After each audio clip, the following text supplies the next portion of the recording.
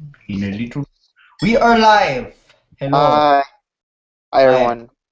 Happy New Year. Hi. Yes. Happy delayed. Two after we're back after a 2 months hiatus. And we're Yes, we've gonna. been kind of busy. It's kind of crazy, you know. Yes. Life, love, boobs, Gary Busey, Eat, stuff like eat, that. eat, play, life, love, Gary Gary. Busey, and, Yes. and Danny Glover. Yes. As you can see, my Danny Glover, Bill Murray. Last time we did one was Scrooge and Love Actually, and now we are doing. Hey, don't you know it's Fargo? And the interview with Seth Rogen and James Franco. Okay, I suck at those impressions, but anyways, let's talk Yes. about Fargo from 1996.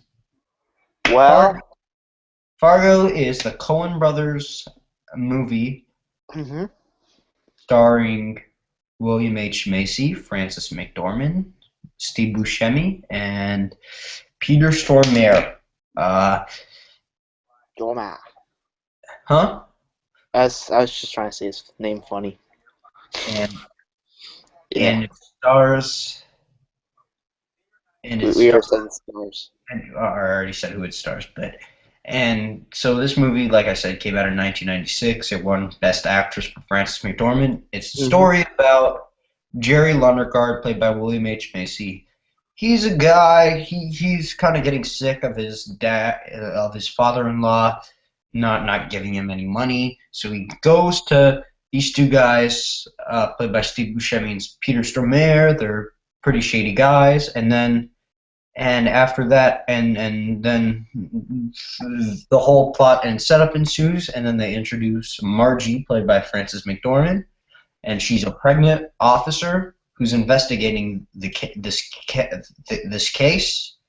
hmm Well, happens how she investigates the case. A certain part of events happen, and now she's on this case, and yeah. And now this is one of my favorite movies. It is, I think, a fantastic, remarkable film. Film. Really, just really a wonderful, really well written movie. Probably one of the second best Coen Brothers movie in my opinion, next to you know. The Big Lebowski. Yeah, yeah, because I mean that has John Goodman saying "You're about in a world of pain." It's got the dude, and you know, It has the dude. Dude. the movie also has Donnie, but But we're not talking about the Big Lebowski. yeah. So Jason, let's hear your thoughts since you watched Fargo for the first time this last week. What did you think of it? I really enjoyed it. It was a really good movie. Yeah, Um, and it has Steve Buscemi. He always, he plays probably the character that like that went him down the road of playing certain similar characters in the future. The crazy guy with the weird-looking face and kind of a smartass. no, that's not true. I think he has kind of a range. No, I'm saying, but he played similar Yeah, characters, like he does play that character a lot. But similar. like, yeah, but I do think like I mean Steve Buscemi's been in movies, but I think this is the time where it's like, oh wow, we're starting to really notice him. Yeah. Yeah. Uh, and yeah, yeah, so like Steve Buscemi's great in it. Frances McDormand, Oscar winning for this. She was fantastic. This is her best performance. I mean, she's a great actress, but she was really good as Margie. Really felt for her character, and just such a likable character and almost unlikable characters. So like, it's such a great thing to have a really likable and sweet antagonist, protagonist, kind of maybe the antagonist because I don't know. Even Jerry Lundergaard, even though he's kind of a bad guy and he's doing some bad stuff, he's actually a good guy. Like he's not trying. He's the character. He's our, may I dare say it, protagonist of the story. Yeah, yeah, and he's a flawed character. Yeah, He's he's a guy who is he plays a guy who sells cars. he's not a bad guy, but he's a coward. Yeah, and Kind and he and Out he of doesn't want to man up and say that he owes money. yeah, yeah, So and like he goes behind the back and it's like, I want to. He wants to basically make it look like his wife gets killed, so he gets money from his father-in-law. yeah, but he's still a good guy, and William H Macy. This is one of his best performances. He's a great actor, even though Yeah, he was in Cake, which is a review probably coming like probably right after this video. I saw it. yeah. I I mean, he has done similar. Like he has been some really good films. Like he has a range. I mean, he was in Cellular, which he was really good in. Boogie Nights, Kind of a different role for him. He plays a cop. Magnolia. He kind of plays more of the Francis McDormand role in Cellular. He was in Mystery Men, where he plays the leader of a team of superheroes, which is a comedy, and he was in Air Force One. So he's been around. Yeah, yeah, he's been around, and this is probably his best performance. Also, like same with Francis McDormand. I wouldn't say it's Steve Buscemi, but I know we already mentioned Steve Buscemi, but also Peter Stormare is great as the quiet kind of like this is different from a lot of Peter Stormare roles because he doesn't play the weird kind of dude like now he does nowadays, like in Big Lebowski or like I don't know Armageddon or what else was he in? Bad Boys too. He was. Huh. Yeah, he played a Russian in that. 22 Jump Street, of course, the classic Rage with the cage, Uh, where he plays I a was, wheelchair Russian. I was gonna say, he was in Arrow, plays a Russian. Uh, yeah, he's always great. And him and Steve Buscemi just play off each other perfectly. They're both like really bad criminal, like really just bad at being criminals. Like they're not smart. I mean, Peter Stormare is probably a bit smarter than Steve Buscemi, but hmm Buscemi does But more stuff than Peter Stormare. They just play off each other really well. They're both really good. and there's a lot of set because what happens is Buscemi is a guy in the movie. He talks a lot, and his mouth ends up getting him into a lot of trouble. Yeah, yeah. Which fun fact about this movie? Steve Buscemi. Like, the reason why John Goodman tells Steve Buscemi to shut the fuck up in The Big Lebowski is because he couldn't stop talking in Fargo. Yep.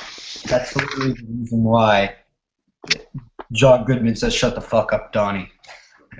Because like that's basically what Steve Buscemi plays, a guy that can't shut the fuck up. Like he's really good at it. Also, everyone else is great. All the characters. The Asian guy. That scene with the Asian guy. That's one of the best scenes in the movie. One of the most remembered scenes in the movie. Uh, those hookers, and there's some really funny lines like, "Oh, he's kind of funny looking," and like, Yeah, it's kind of. I mean, that's what he is. Basically, is everyone knows him as the weird-looking dude. yeah, and I think I'm gonna barf. Like just great lines like that, and also it looks great. I was watching Roger Deakins commentary on my DVD day a few days ago, and Roger Deakins has does say a lot of really good stuff. So if you have the Blu-ray, check it out because he says a lot of stuff about cinematography, and the cinematography in this movie is probably some of the best Roger Deakins has done. It really captures. And music plays a lot into it too. Yeah, Like every Coen Bros movie has a really good soundtrack and music. yeah. I mean, this doesn't really have a straight-up soundtrack like Big Lebowski or Inside Llewyn Davis, but it has a. Really good score. Yeah, yeah. The score is great. It really has great environments with Roger Deakins' perfect cinematography. Like, and a lot of the stuff, like the Coen brothers and Roger Deakins actually work together perfectly. Like, Roger Deakins was saying, like, he works really well with the Coen brothers in his documentary. And, like, I mean, Roger Deakins does a lot of great cinematography, like Skyfall, uh, Prisoners, most recently Unbroken, which I have not seen, but I'm pretty sure it's Mhm. fantastic because it's Roger Deakins and So, Big Lebowski. mm, so I'm gonna give this a thumbs up. Yeah, yeah, I love this movie. This is one of my favorite movies, and Yeah, one of my favorite crime comedies. It's got a lot of it also has a lot of heart. It has a likable antagonist and a kind of unlikable but still likable protagonist. So I really enjoy it. I'm gonna give it a thumbs up. It's just a really clever movie and one of the best written movies of all time. So that's why I love Fargo. And I haven't seen the show, but I know Jason, you have. So if you want to talk Yeah, about that for a little, yeah. go The ahead. show is kind of similar. You have Billy Bob Thornton plays a hitman, and you have Martin Freeman there. Basically, he wants Billy Bob Thornton to kill his wife because he's getting pissed off and annoyed by her. So basically, and something bad happens, and the cops come in, and the chief of police is played by Saul himself, Bob Odenkirk. Yeah. So you can imagine.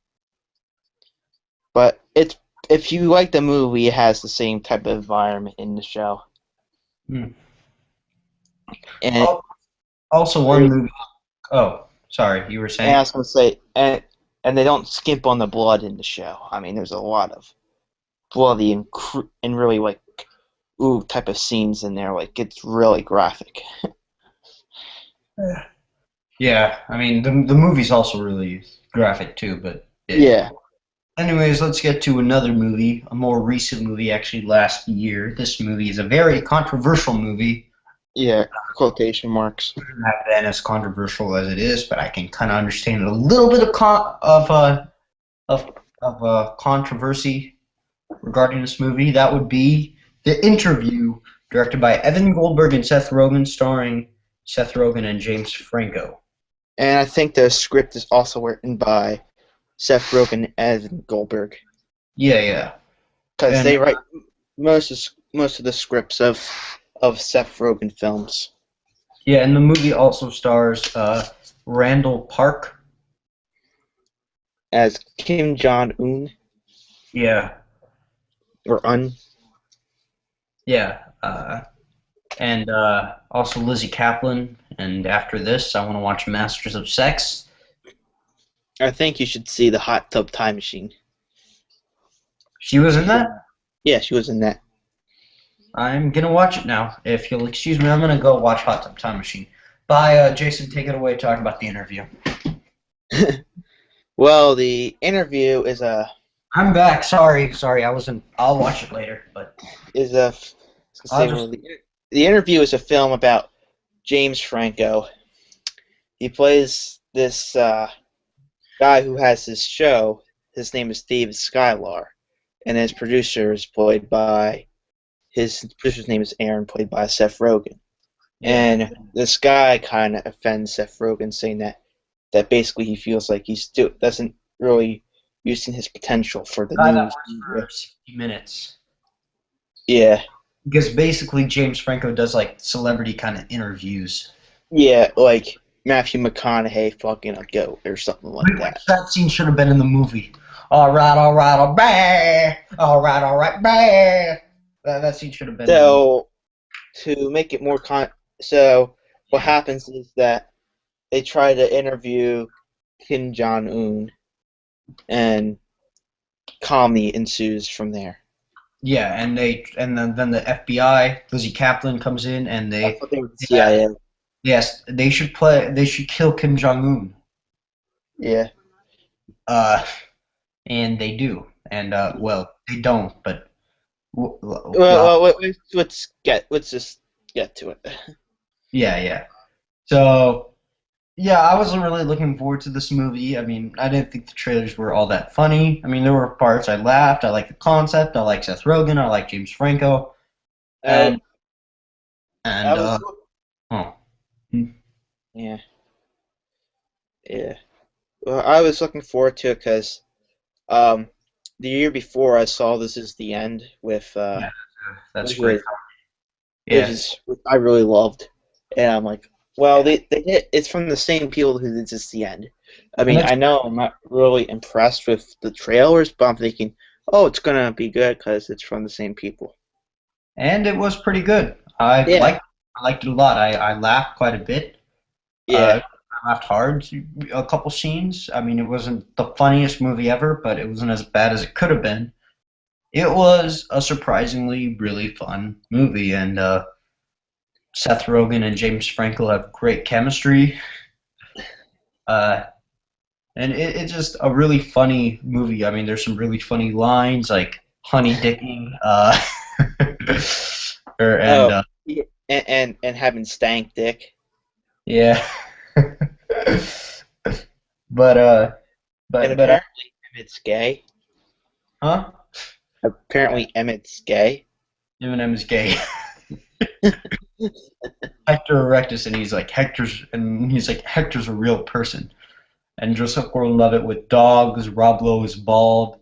Those scenes were funny. I wish I could see more of those, but I mean, it was really, Yeah, really. yeah. Like once Kim Jong Un entered the scene, like the minutes before Kim Jong Un, like I was laughing out loud. Like Yeah, I couldn't stop laughing. But once Kim Jong Un was, I thought the comedy stuff started dying off a little bit. yeah, and I like that James Franco played the crazy guy and Seth Rogen played the straight man. It's kind of fun to see that. Because you always see, like, I'm used to um, Seth Rogen playing the crazy guy. No, Seth Rogen usually plays the straight man, and James Franco usually plays the crazier guy. Oh yeah, But you like usually. this is the end, like he was definitely more sane, even though Jay Baruchel was the more straight guy out of all of those guys. Yeah, Yeah. yeah, and I always feel that this film, Pineapple Express, and This Is the End, is the James Franco and Seth Rogen trilogy. Yeah, Kind I of guess. like, I mean, even though they do other movies together, Simon Pegg and Nick Frost, who yeah, did it's kind of like the Cornetto trilogy for Seth they Rogen and James they Franco. still they still did movies together, like Paul, Spaced. What else? They did another movie together, Simon Pegg and Nick Frost. They Uh, were they both did voices in Box Troll and the oh yeah, Avengers. And yeah, yeah. So they always appear with each other. So like they're friends. Them and and, then right. I was gonna say, and Simon Pegg did appear in Cuban Fury, so Yeah. So like they always appear in each other's movies and stuff like that. Except for Hector in the Search of Happiness, there's no Nick Frost cameo. no. But I wonder if Simon Pegg's gonna be an unfinished business. That would be funny. I'm actually looking forward to that movie, but we're not talking about that. But No. it has another Franco in it. Yeah, yeah, a different one, It's got younger Greg, one. it's got Greg Sestero, not Tommy Wiseau, which James Franco's playing. Uh, Tommy Wiseau and Dave Franco's playing Greg Sestero. And I think Seth Rogen's gonna be in it too. He is. Yeah, I think that's what I heard also. Play. He plays James Franco's friend, Tommy Wiseau's best friend. But yeah. Anyways, so Tommy. Anyways, so Dave this movie, Stotler. like I said, this movie was a lot of fun. It kind of pokes fun at like celebrity interviews and like piece of shit, like just piece of shit It, gossip. it reminds me, like his show kind of reminds me of TMZ, Yeah, yeah, kind of like the TMZ type of stuff, like is Greg Kinnear bald or something like that? I don't know, yeah, something yeah. like that. Like rumors and stuff like that. It would.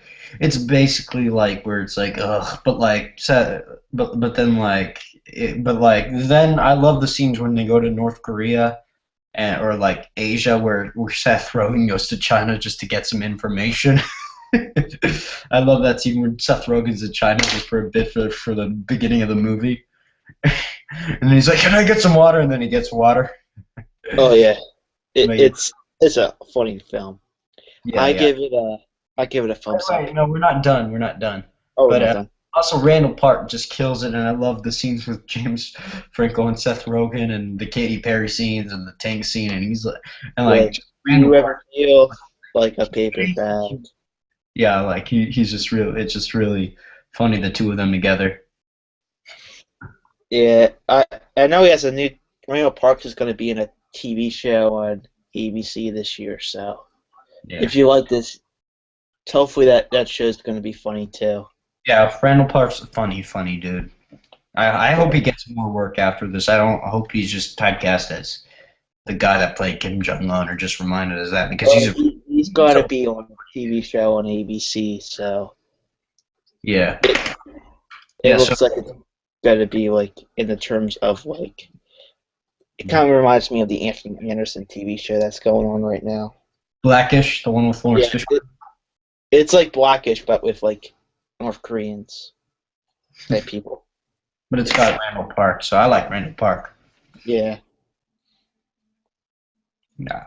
I like to see him have a lead role in a comedy. I think he'd be really funny. Yeah, I'd like to see him with the guy who played. It would be cool to see a movie with him and the guy from The Hangover in a film together. I don't like him. I think because Randall Park doesn't just rely on being Asian. Ken Jeong just relies on being Asian. I think he just relies on him being the guy from The Hangover. Yeah. I don't think he has much range at all. I think he's really annoying. Oh, I think he could probably have some range. It's just we haven't seen it yet. Yeah, I haven't seen him be funny. I mean, I liked him in what's it called? What's that movie called? Turbo, where he played a woman. Oh yeah, that's funny. And I thought he was really good in Pain and Gain, where he plays I hated him in Pain and Gain. That was one of the weakest parts. the best part, of course, was The Rock. And Ed Harris. But yeah. The Rock. Yeah, but anyways, I give this movie a thumbs up. This movie's great. I give The Interview a thumbs up. Yeah, I enjoy it a lot. Yep. Even though there's some cringeworthy scenes or some really funny scenes. Yep, there's a scene where Seth Rogen puts something up his butt. No, I hated that scene because it's just Well, long. oh, that scene was was hilarious. But now, and anyways, after that, I want to watch Masters of Sex because of Lizzie Kaplan. No, Hot Tub Time Machine. Remember? Oh yeah, both, but Masters of Sex because you get to see Both, and she's also in the TV show of Andrew Scott called not Andrew Scott, the guy from Step Brothers called Party Down. John C. Reilly. No, Adam Scott. Oh, Adam Scott. Yeah, not Andrew. Yeah, Adam and Andrew Scott, the Scott brothers.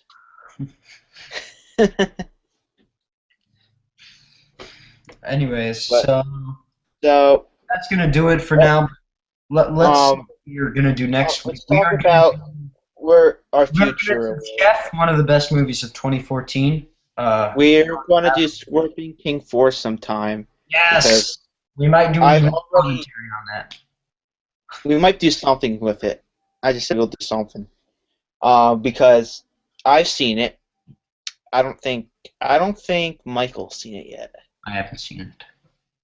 I've seen it, and oh boy. If you like Sharknado and Sharknado 2, you'll like this. It's got a great cast. Yeah, I mean, the main star, Lou Ferrigno's in it. Yeah. For all of 10 minutes. Anyway, so that's gonna do it. So, Jason, thanks for coming. Where can people find you? Well, of course, you'll find me on this channel for a little bit. And you find me at my YouTube channel, of course, where I haven't really done much with it, but I will soon. Just it's hard to find something to do in the winter as well. It snows. You can't really go outside much when it snows. Yeah. So that's all I have to say. Yeah. All right, so thanks for watching. Also check out Movie Heads podcast. It might just go on here, not on the Movie Heads channel. The rest of the ones we did best '80s movie. We had some people from We Live Film. That was a lot of fun. Me and Avi Sachs do that. So yeah, check out that. That's going to be a lot of fun to do, and I hope Jason can come on. Yeah, I'll try to come on out. We'll have to work around scheduling and All right, stuff yeah, like that. Yeah, all right, alrighty. all right. Bye. Oh.